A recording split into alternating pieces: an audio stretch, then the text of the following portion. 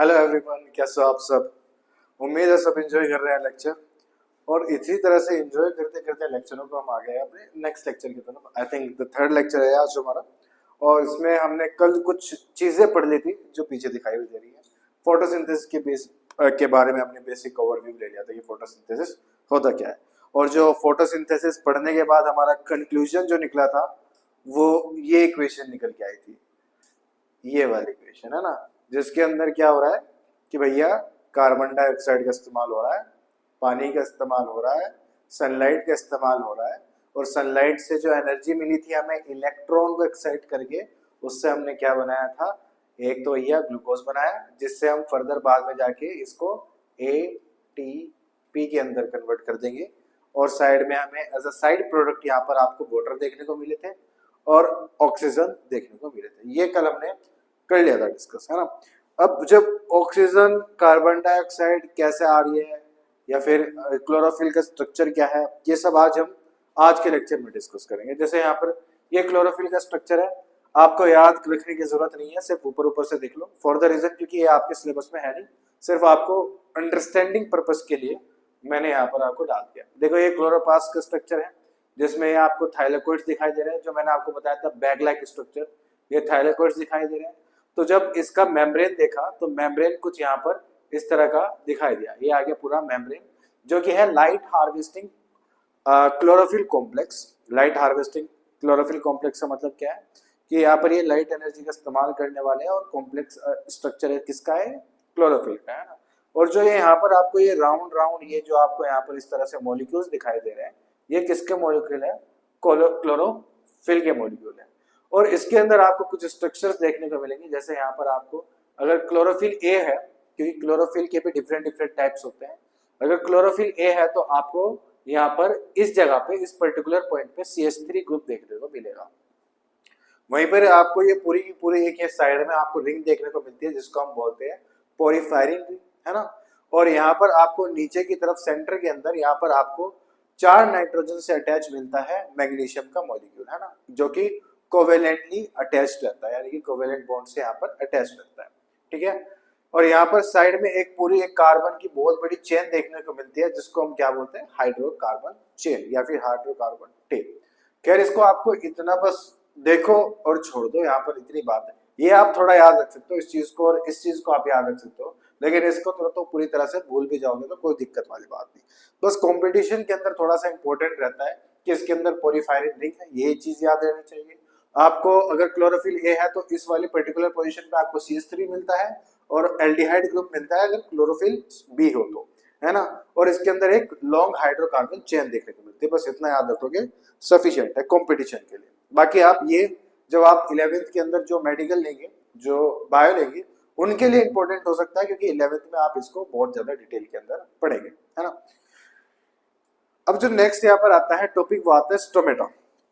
इसमें स्टोमेटा क्या होता है, अब हमने जैसे लीफ लाइक स्ट्रक्चर पढ़े थे, कल हमने लीफ पढ़ी थी और लीफ से हमने पढ़ा था कि प्लांट क्या करते हैं, कार्बन डाइऑक्साइड को क्या करते हैं, अंदर की तरफ लेते हैं लीफ से और उसको इस्तेमाल करके उसको फिक्स करते हैं सनलाइट के प्रेजेंस में, और फिक्स करके क्या बनाते हैं, उससे ग्लूकोज बनाते हैं, और एज अ साइड प्रोडक्ट जो निकलता है ऑक्सीजन निकल जाता है। अब वो ऑक्सीजन प्लांट से क्या कर जाता है, स्केप कर जाता है, निकल जाता है, निकल के एनवायरनमेंट के अंदर आ जाता है। और उसके अंदर जो स्ट्रक्चर इंपॉर्टेंट है, यानी कि जो कार्बन डाइऑक्साइड को अंदर लेके आ रहा है या फिर बोलो ऑक्सीजन को बाहर छोड़ रहा है, तो ये जो आदान प्रदान है ये किसके थ्रू हो रहा है, ये स्ट्रक्चर के थ्रू हो रहा है, जिसको हम बोलते हैं स्टोमेटा। क्या बोल रहे हैं इसको, स्टोमेटा। अगर यहाँ पर इस डायग्राम को थोड़ा ध्यान से देखें तो यहाँ पर आपको क्या दिखेगा कि एक लीफ लाइक स्ट्रक्चर है, और लीफ लाइक स्ट्रक्चर में क्या हो रहा है भाई साहब, इस लीफ का एक पर्टिकुलर इतना सेक्शन लिया है और उस सेक्शन के अंदर कुछ तो सेल्स मिल रहे हैं जिनको हम बोलते हैं मेसोफिल सेल्स, है ना। मेसोफिल सेल्स जो लीफ के सेल्स होते हैं उसको हम क्या बोलते हैं, मेसोफिल सेल्स बोलते हैं। और यहाँ पर कुछ इस तरह से बीन शेप स्ट्रक्चर यहाँ पर इस तरह से कुछ आपको दिखाई दे रहा है, बीन शेप स्ट्रक्चर यानी कि राजमा जैसे स्ट्रक्चर दिखाई दे रहे हैं, और इनके बीच में भी कुछ इस तरह से ये स्पेस है, जिसके थ्रू क्या हो रहा है, कोई भी ऑक्सीजन या फिर कार्बन डाइऑक्साइड एग्जिट या फिर आपको बोलो उसके अंदर एंट्री ले रही है ना। तो उसके लिए क्या यूज हो रहा है, स्टोमेटा यूज हो रहा है। अगर यहाँ पर बात करें, क्योंकि यहाँ पर स्पेस आपको इस तरह से खाली दिखाई दे रहा है पूरा का पूरा, तो ये क्या है, ओपन स्टोमेटा, यानी कि खुला हुआ है, यानी कि यहाँ से पक्का एक्सचेंज ऑफ गैसेस जो है वो चल रही है ना।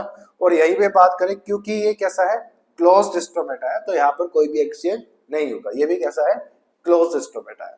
तो स्टोमेटा क्या होते हैं, स्टोमेटा एक बीन शेप स्ट्रक्चर होते हैं, कुछ इस तरह से होते हैं, और ये क्या होते हैं, क्या काम करते हैं, ऑक्सीजन और कार्बन डाइऑक्साइड को लीव्स के थ्रू एनवायरनमेंट और सेल के अंदर ट्रांसपोर्ट करने का काम करते हैं। जब अगर क्या होता है, इनकी दो कंडीशन होती है, जब अगर मान लो इनके अंदर वाटर फील्ड होता है, जैसे मान लो ये यहाँ पर सेल्स है, इनके अंदर क्या होता है, अंदर की तरफ इसमें पर्टिकुलर में इस पर्टिकुलर स्पेस के अंदर एम्प्टी स्पेस होता है, तो इनके अंदर जब इन्हें ओपन करना होगा तो क्या होता है, ओपन करने के लिए क्या होगा, इनके अंदर वाटर फिल हो जाता है कुछ इस तरह से है, जैसे एक येरा बीन लाइक स्ट्रक्चर और एक येरा बीन लाइक स्ट्रक्चर, तो इन दोनों ये इस तरह से अभी अटैच है। जब इन्हें ओपन होना होगा तो इनके अंदर क्या होता है, वाटर फिल होना स्टार्ट होता है, और वाटर फिल होने की वजह से कुछ इस तरह से एक्सपैंड करना स्टार्ट कर देते हैं, और एक्सपैंड करने के बाद ये क्या बना देते हैं, एक ओपन स्ट्रक्चर बना देते हैं, जिसको बोलते हैं हम स्टोमेटा बोल देते हैं, यानी कि ओपनिंग ऑफ स्टोमेटा। ठीक है, अब यानी कि ये लेकिन जब भी पॉसिबल हो पाएगा जब एनवायरमेंट या फिर प्लांट के ऊपर जो है वो वाटर अवेलेबल है। अगर प्लांट के ऊपर पास वाटर अच्छा खासा अवेलेबल है तो वो क्या करेगा, इसको ओपन कर देगा, और ओपन होने के बाद क्या होगा, इससे जो वाटर वेपर्स है, क्योंकि यहाँ पर क्या हो रहा होगा, वाटर का भी ट्रांसपोर्ट हो रहा होगा प्लांट के अंदर, जो वाटर वेपर्स होंगे वो भी इवेपोरेट होते रहेंगे, और जो है कार्बन डाइऑक्साइड और जो ऑक्सीजन है वो भी ट्रांसपोर्ट होते रहेंगे। लेकिन कई बार कंडीशन ऐसी होती है प्लांट के लिए, जब उसके एनवायरनमेंट के अंदर पानी नहीं होता, गर्मी बहुत ज्यादा पड़ रही है ना, तो गर्मी ज्यादा पड़ने की वजह से सोइल जो है पूरी तरह से सूख गई है, रूट के पास पानी नहीं है, तो ऐसे कंडीशन में वो क्या करेगा, जैसे ये टोमेटो अभी ओपन कंडीशन के अंदर है, तो वो अपना वाटर लूज कर लेगा, और वाटर लूज करने के बाद ये कुछ इस तरह से यहाँ पर बंद हो जाएगा, और बंद होने की वजह से पूरा का पूरा जो ट्रांसपोर्ट है वो रुक जाएगा, और उससे क्या होगा, किसी भी जो लॉस है, खासकर जो वाटर का लॉस है, वो क्या हो जाएगा, पूरा स्टॉप हो जाएगा। ये कुछ कहानी है किसकी, स्टोमेटा की। ठीक है जी, अगर हम आगे की तरफ थोड़ा चले, तो ये इतने ओके, तो अब थोड़ा अगर हम आगे की तरफ चले, इसके अंदर जो अगर थ्योरी दिखाऊं मैं आपको, ये रहा, ये तो क्लोरोप्लास्ट था, और ये भी क्लोरोप्लास्ट है, ये वाला डायग्राम बहुत इंपॉर्टेंट है, इसमें वही चीज दिखाई गई है जो मैं अभी आपको बता रहा था। इस डायग्राम के अंदर अगर देखो, ये क्या है, एक लीफ का सेक्शन है, एक लीफ का कटआउट सेक्शन है ना, इसको ये आप फेंक देते हैं, तो ये एक लीफ का सेक्शन है, यानी कि पूरा ये अपर लेयर है लीफ की, ये लोअर लीफ है, और यहाँ पर ये इसके कुछ यहाँ पर इस तरह से सेल्स अरेंज है, ये कौन से सेल होंगे, पक्का मेसोफिल सेल्स होंगे, है ना। और यहाँ पर आपको किसके सेल्स देखने को मिल रहे हैं, स्टोमेटा के गार्ड सेल, जो ये बीन शेप स्ट्रक्चर आपको मैंने बताया था, ये कौन से सेल्स थे, गार्ड सेल्स थे, है ना। तो ये यहाँ पर आपको गार्ड सेल देखने को मिल रही है। जब यहाँ पर ओपन हुआ, जब हाई वाटर प्रेशर था या फिर हाई वाटर वेपर्स थे अंदर, तो क्योंकि वहां पर क्या है, हाई कंसंट्रेशन हो गई है वेपर्स की या फिर गैस की, यहाँ पर हाई कंसंट्रेशन हो गई है, और यहाँ पर लो कंसंट्रेशन हो गई है। और 9th के अंदर हम पढ़ते हैं कि जो मूवमेंट होती है डिफ्यूजन या फिर ऑस्मोसिस के अंदर, वो हाई कंसंट्रेशन से लोअर कंसंट्रेशन की तरफ होती है। तो यहाँ पर हाई वाटर वेपर्स हो गए, यहाँ पर लो वाटर वेपर्स हो गए, तो वो जो यहाँ पर वाटर वेपर्स का मूवमेंट है वो कुछ इस तरह से बाहर हो जाएगा। सेम कंडीशन जब एनवायरनमेंट के अंदर कार्बन डाइऑक्साइड बहुत ज्यादा होगी और जो लीफ के अंदर है वो कार्बन डाइऑक्साइड की कंसंट्रेशन बहुत ज्यादा कम होगी, तो उसके अंदर क्या है, यहाँ पर देखो लो कंसंट्रेशन है किसकी, कार्बन डाइऑक्साइड की, और एनवायरनमेंट के अंदर क्या है, CO2 की क्या है, बहुत ज्यादा कंसंट्रेशन है। तो इससे क्या होगा, जो इस बार मूवमेंट है वो क्या हो रहा है, अंदर की तरफ हो रहा है। तो यानी कि इससे हम क्या समझते हैं, ये जो ग्रेडियंट है किसी भी चीज के ट्रांसपोर्ट के लिए, लीफ के अंदर हमें कुछ भी अगर ट्रांसपोर्ट करना है, जो ये ग्रेडियंट मेंटेन करना बहुत ज्यादा जरूरी है। मान लो बाहर अगर फ्यूचर में हमारे जो ऑक्सीजेनिक एनवायरनमेंट हो जाए, इतनी ज्यादा ऑक्सीजन हो जाए और कार्बन डाइऑक्साइड बिल्कुल एग्जिस्ट ही ना करे, तो ऐसी कंडीशन के अंदर क्या होगा, ग्रेडियंट डिस्टर्ब हो जाएगा। बाहरी ऑक्सीजन है तो जो अपना प्लांट्स है वो क्या ले पाए, क्या वो अपने जो कार्बन डाइऑक्साइड ले पाएगी, नहीं ले पाएगी, क्योंकि इस बार प्लांट के अंदर कार्बन डाइऑक्साइड ज्यादा हो गई है, बाहर बहुत ज्यादा कम हो गई है, तो उल्टा अपोजिट हो जाएगा मूवमेंट, जिसकी वजह से जो लाइफ है शायद वो कभी रहे ही ना, क्योंकि इतना ज्यादा ऑक्सीजनिक एनवायरनमेंट भी हार्मफुल हो जाएगा, क्योंकि उस केस में प्लांट सर्वाइव नहीं कर पाएंगे, क्योंकि प्लांट को सर्वाइव करने के लिए क्या चाहिए, CO2 चाहिए। उसी को फिक्स करके वो क्या बनाते हैं, फूड बनाते हैं या फिर बोलो एनर्जी कंपाउंड बनाते हैं, जिसको हम बोलते हैं एटीपी, है ना। तो यहाँ पर ग्रेडियंट जो है वो मेंटेन बहुत ज्यादा होना जरूरी है। और ये जो डायग्राम है मुझे लगता है आपको बना लेना चाहिए, क्योंकि ये डायग्राम आपके लिए बहुत इंपॉर्टेंट है। पहले हेडिंग डालना स्टोमेटा, और स्टोमेटा हेडिंग डालने के बाद ये वाला पर्टिकुलर डायग्राम आप बना लें। ज्यादा कॉम्प्लेक्स बनाने की जरूरत नहीं है, सिर्फ ये पर्टिकुलर सेक्शन आप दिखा देना, ये पर्टिकुलर सेक्शन आप दिखा देना, और जो ट्रांसपोर्ट हो रहा है higher concentration to lower concentration, वो चीज आप इस डायग्राम के अंदर दिखा देना।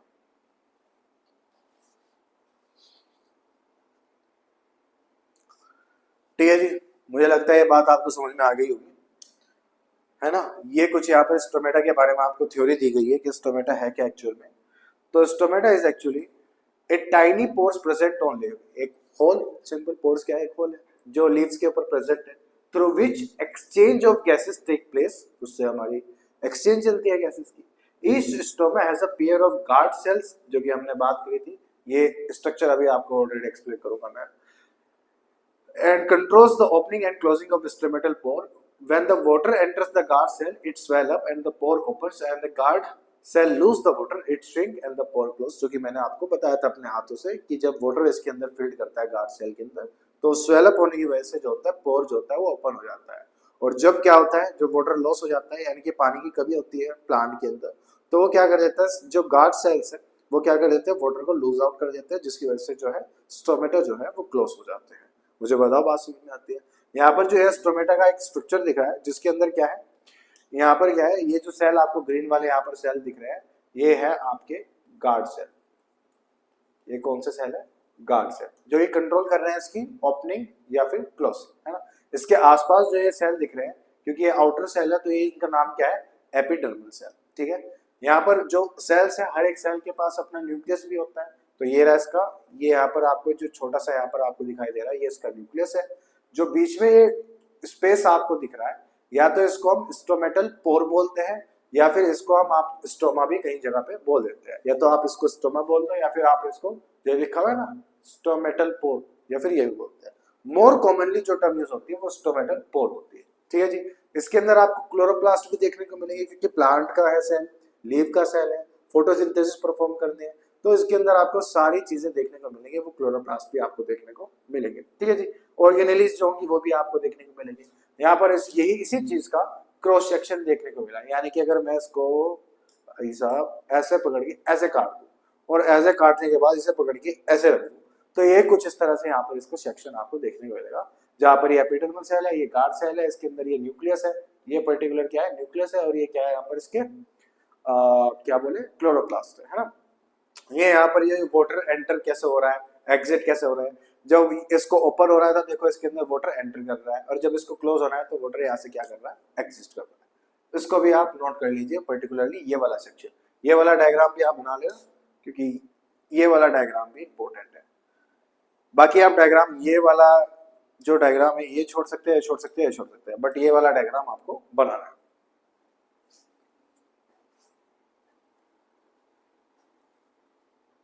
ठीक है जी, चले नेक्स्ट। ये जो अभी हमने डिस्कस किया ये एक्टिविटीज है कुछ। अब चलते हैं नेक्स्ट। प्लांट के अंदर हमने न्यूट्रिशन पढ़ लिया, अब थोड़ा सा एनिमल के अंदर हमें डिस्कस करना है।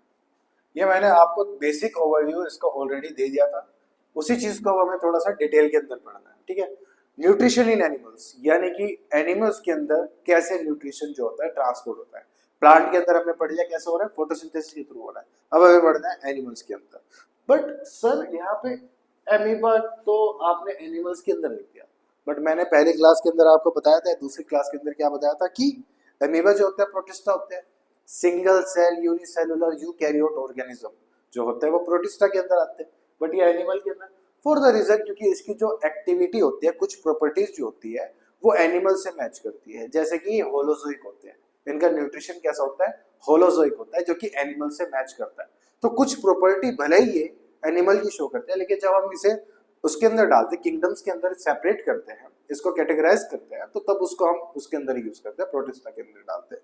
हालांकि क्योंकि रिलेशन शो कर रहे हैं एनिमल से, क्योंकि इवोल्यूशनरी रिलेशनशिप में, क्योंकि ये क्या कर रहे हैं एनिमल्स के साथ रिलेशनशिप शो कर रहे हैं, तो इसी वजह से क्या है ये एनिमल्स के अंदर यहाँ पर लिख दिया मैंने। ठीक है, तो इसके अंदर क्या है भैया, यहाँ पर ये एमीबा का सेल था इरेगुलर, जो मैंने आपको बताया था, और यहाँ पर क्या था, जो ये फूड पार्टिकल्स था ये इस यू शेप स्ट्रक्चर के अंदर फिक्स होना स्टार्ट हो जाता है, और जो ये यू शेप स्ट्रक्चर ये बनता है, ये पूरा जो यू शेप पार्टिकुलर स्ट्रक्चर जो बनता है, इसको हमने क्या बोला था, सूडोपोडिया। इसका दूसरा नाम बताओ, इसका दूसरा नाम होता है फॉल्स फीड, है ना। ये सूडोपोडिया ने इसने यहाँ पर इसको क्या कर लिया, इंजेस्ट कर लिया, है ना। इंजेस्ट करने के बाद फूड पार्टिकल जो है अब अंदर आ गया। अंदर आने के बाद क्या होगा, जब ये फूड पार्टिकल एंट्री कर जाता है, जो यहाँ पर क्या प्रेजेंट होती है, इस तरह से वैक्यूल प्रेजेंट होती है। ये वैक्यूल के साथ क्या कर जाता है, फ्यूज कर जाता है। यानी कि अगर मैं ऐसे बताऊं, यहाँ पर आपको थोड़ा सा दिखाने की कोशिश करूँ, इसको साइड करके यहाँ पर इसको कर देते हैं। यहाँ पर अगर मैं इसको दिखाऊं आपको, जैसे ये इरेगुलर शेप था, ये हमारा यहाँ पर फूड मटेरियल आ गया, और यहाँ पर ये आगे वैक्यूल, फूड वैक्यूल, है ना। ये आगे वैक्यूल, ये आगे यहाँ पर फूड, है ना। इनके बीच का क्या होगा, फ्यूजन होगा, और फ्यूजन करके जो वैक्यूल है उसके अंदर ये क्या आ जाएगा, फूड पार्टिकल इस तरह से आ जाएगा, एंटर कर जाएगा। एंटर करने के बाद क्या होगा, एंटर करने के बाद यहाँ पर जो फूड है अंदर चल जाएगा, उसको क्या किया जाएगा, डाइजेस्ट किया जाएगा। यानी कि वैक्यूल के अंदर क्या होता है, क्योंकि बहुत सारे डाइजेस्टिव एंजाइम होते हैं जो कि किसी भी फूड मटेरियल को ब्रेक करने के लिए इस्तेमाल होते हैं। तो जो वो उसको क्या कर देंगे, ब्रेक कर देंगे। ब्रेक करने के बाद उसे तोड़ देंगे। तोड़ने के बाद जो फूड मटेरियल होगा, जो सिंपल प्रोडक्ट मिलेंगे, उसको क्या कर लिया जाएगा, यूज कर लिया जाएगा। और यूज करने के बाद किया जाएगा, जो उसके अंदर क्या होंगे, एसिमिलेट कर जाएगा, यानी कि सेल उसको क्या कर लेगा, यूज कर लेगा। और उसके बाद क्या होगा, कुछ वेस्ट भी प्रोड्यूस होगा। जो वेस्ट है उसको सेम प्रोसेस के थ्रू, जैसे यहाँ पर ये वेस्ट प्रोड्यूस हुआ, ये क्या है, वेस्ट, उसको सेम प्रोसेस के थ्रू क्या कर दिया जाएगा, रिमूव आउट कर दिया जाएगा। सेम यहाँ पर भी इसी तरह से दिखाया है। ये क्या था, अपने अमीबा का एक स्ट्रक्चर था, फूड पार्टिकल आया, सूडोपोडिया के अंदर इसको क्या किया गया, इंजेस्ट किया गया, और उसको बाद में यूटिलाइज कर दिया गया। इस तरह से होता है किसके अंदर, अमीबा के अंदर न्यूट्रिशन लिया जाता है। ठीक है जी। तो यहाँ पर क्या लिखा है, amoeba is a unicellular organism जो कि वाटर के अंदर रहता है। It takes food by forming finger like projection called pseudopodia, forms a food vacuole inside the food vacuole. जो वैक्यूल हमने यहाँ पर फॉर्म हुई, उसके अंदर फूड क्या हुआ, डाइजेस्ट हुआ और एब्जॉर्ब हुआ।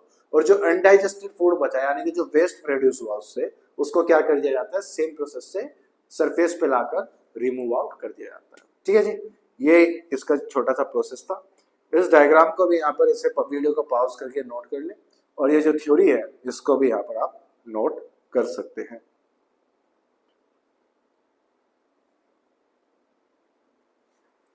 ठीक है जी, चलें। ओके, नेक्स्ट आता है भैया हमारा न्यूट्रिशन इन ह्यूमन बीइंग्स। हमारे अंदर की बात हो रही है भाई साहब, हमारे अंदर कैसे फूड लिया जाता है और उसको डाइजेस्ट किया जाता है। ये है जी हमारा इम्पोर्टेंट, इससे आप मुझे लगता है ज्यादा रिलेट कर पाएंगे, है ना। तो चलो, nutrition in human beings. Nutrition इसके अंदर क्या होता है, जो हमारा हम फूड डाइजेस्ट करते हैं उसके अंदर क्या होते हैं, डिफरेंट पार्ट होते हैं, है ना। और डिफरेंट पार्ट को हम क्या करते हैं, इस्तेमाल करते हैं, और कैसे इससे डाइजेस्ट करते हैं, वही चीज हम इसके अंदर पढ़ेंगे। पहले तो हमें क्या होना चाहिए, जो हमारा जो डाइजेस्टिव सिस्टम है वो पूरा का पूरा पता होना चाहिए कि इसके अंदर कौन कौन से पार्ट्स आते हैं। जैसे कि सबसे पहले जो आता है हमारा माउथ। हमारे माउथ के अंदर डिफरेंट डिफरेंट पार्ट्स हैं, जैसे कि हमारी जो टंग है ना, उसका काम जो होता है वहां पर फूड को टेस्ट करने का, है ना। हम जो फूड है वो उससे ज्यादा टेस्ट कर पाते हैं, किससे, टंग की वजह से। प्लस उसका एक और काम होता है फूड की मिक्सिंग करना। टीथ का भी सेम काम है। टीथ क्या करता है, उस जो फूड है उसको छोटे छोटे पार्टिकल्स के अंदर ब्रेक कर देता है। और जो टंग है और टीथ है और जो हमारा ऊपर का ये सरफेस दिख रहा है ना, ये सारे मिलकर क्या करते हैं, उस फूड को क्या करते हैं, एक राउंड शेप के अंदर कन्वर्ट कर देते हैं, जिसे बोलस बोलते हैं। एक बॉल लाइक स्ट्रक्चर के अंदर मूव कर लेते हैं, है ना। उसके बाद क्या होता है, हमारा नेक्स्ट पार्ट आता है। नेक्स्ट पार्ट जो आता है, जिसे हम फूड पाइप भी बोलते हैं, वो उसका नाम क्या है, ईसोफेगस। ये आ जाता है यहाँ पर ईसोफेगस, या फिर इसको यहाँ पर फूड पाइप भी बोलते हैं। जो खाना हमने खाया उसको किसके अंदर ट्रांसपोर्ट कर दिया जाएगा, फूड पाइप के अंदर ट्रांसपोर्ट कर दिया जाएगा, यानी कि ईसोफेगस के अंदर ट्रेवल कर दिया जाएगा। और वो आके यहाँ पर इस तरह से आके यहाँ पर इस जगह पे आ जाएगा, नेक्स्ट पार्ट के अंदर आ जाएगा जिसको हम बोलते हैं स्टमक, पेट के अंदर आ जाएगा, है ना। अब वो पेट के अंदर आने के बाद यहाँ पर क्या होते हैं, different type of enzymes present करते हैं। और जो सबसे खतरनाक चीज यहाँ पर, अभी जब डिटेल में ऑलरेडी इसको और ज्यादा अच्छे से पढ़ेंगे, क्योंकि आज के लेक्चर में पूरा नहीं हो पाएगा, बट ओवरव्यू दिया जा सकता है। तो जो स्टमक है उसके अंदर HCl प्रेजेंट रहता है, यानी कि एसिड प्रेजेंट रहता है, और वो एसिड क्या करता है, उस फूड को और ज्यादा अच्छे से ब्रेक कर पाता है। ये इतना स्ट्रॉन्ग एसिड होता है कि अगर कोई इंसान कोई मेटल का पीस भी, छोटे मोटे मेटल का, जैसे एल्यूमिनियम हो गया, फिर बोलो पीतल वगैरह हो गया, छोटा मोटा पीस अगर उसने निगल भी लिया, ये इतना स्ट्रॉन्ग, इतना कैपेबल है कि वो उसको गला देता है। हालांकि कोई खा मत लेना कि पता लगा कि कल को किसी ने भाई साहब अपना 5 रुपए का सिक्का ही निकल लिया, वो नहीं करना आपको। ये सिर्फ बताने की बात है, क्योंकि प्रोसेस इतना फास्ट हो जाएगा कि वो इंटेस्टाइन के अंदर चले जाएगा। लेकिन अगर कुछ पर्टिकुलर टाइम तक उस सेम पीएच के एसिड के अंदर, HCl के अंदर उस सिक्के को रखा जाए, वो गला देगा उसको, लेकिन इतना टाइम मिल नहीं पाता, इसलिए खाना नहीं है। तो कहने का मतलब क्या है, यहाँ पर क्या होगा, HCl रिलीज होगा और कुछ अदर चीजें रिलीज होगी जो कि और फूड को डाइजेस्ट करेगी, और वो उसे नेक्स्ट पार्ट के अंदर भेज देती है, जिसको हम बोलते हैं स्मॉल इंटेस्टाइन्स। किसके अंदर भेज देगी, स्मॉल इंटेस्टाइन के अंदर भेज देगी, जो यहाँ पर 3 पार्ट के अंदर डिवाइड होता है, जो कि हम बाद में डिस्कस करेंगे। ये इस तरह से पूरा का पूरा डिवाइडेड पार्ट होता है, और यहाँ पर जो मेन काम होता है वो होता है डाइजेशन और एब्जॉर्प्शन का। हम यहाँ पर फूड को तोड़ते भी हैं और उसको एब्जॉर्ब भी करते हैं। फूड तोड़ेंगे, उससे सिंपल फूड मिलेंगे, उसको बॉडी को एब्जॉर्ब भी करना है। तो एब्जॉर्प्शन, जो मैक्सिमम एब्जॉर्प्शन हो जाएगा, वो कौन से पार्ट के अंदर हो जाएगा, स्मॉल इंटेस्टाइन के अंदर होगा। जो मैक्सिमम डाइजेशन होगा वो भी कौन से पार्ट के अंदर होगा, स्मॉल इंटेस्टाइन के अंदर होगा। मुझे बात समझ में आती है ना। और इसके बाद जो है, बाद में जो लास्ट पार्ट आता है हमारे डाइजेस्टिव सिस्टम का, वो आता है अपनी ये लार्ज इंटेस्टाइन। ये कौन सा आता है, लार्ज इंटेस्टाइन, है ना। ये लार्ज इंटेस्टाइन के अंदर क्या होगा, ये जो जितना भी फूड बचा या फिर जो इससे वेस्ट प्रोड्यूस हुआ, उसको क्या कर दिया जाएगा, अपने लास्ट पार्ट के अंदर भेज दिया जाएगा, जिसको हम बोलते हैं लार्ज इंटेस्टाइन। और लार्ज इंटेस्टाइन में जाने के बाद वो क्या होगा, इस तरह से ट्रांसपोर्ट करेगा। ट्रांसपोर्ट करने के बाद अपने लास्ट पार्ट में यहाँ आके जो वेस्ट होगा, वो पूरा का पूरा एक पार्ट में आके स्टोर हो जाएगा, जिसको हम बोलते हैं रेक्टम। जिसको हम क्या बोलते हैं, रेक्टम बोलते हैं। तो ये कुछ पार्ट्स है, जैसे हमें माउथ पढ़ना है इसके अंदर, फिर इसके बाद हमें क्या पढ़ना है इसके अंदर, आपको ग्लैंड्स पढ़ने हैं, जैसे कि सैलिवरी ग्लैंड्स होंगे। टंग के बारे में थोड़ा आइडिया पढ़ना है, ये एपिग्लोटिस क्या होता है ये पढ़ना है।